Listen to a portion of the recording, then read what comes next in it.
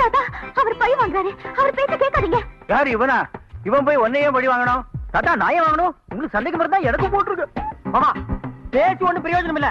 புறா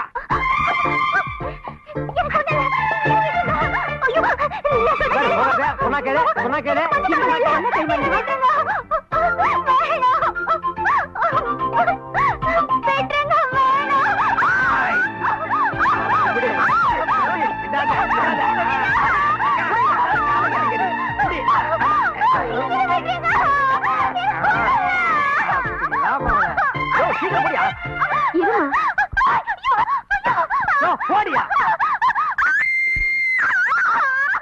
இன்னொரு காலுக்கு போடுறா. எங்க பரம்பரைக்கு யாருக்கு மஞ்சள் காமல் வரக்கூடாது.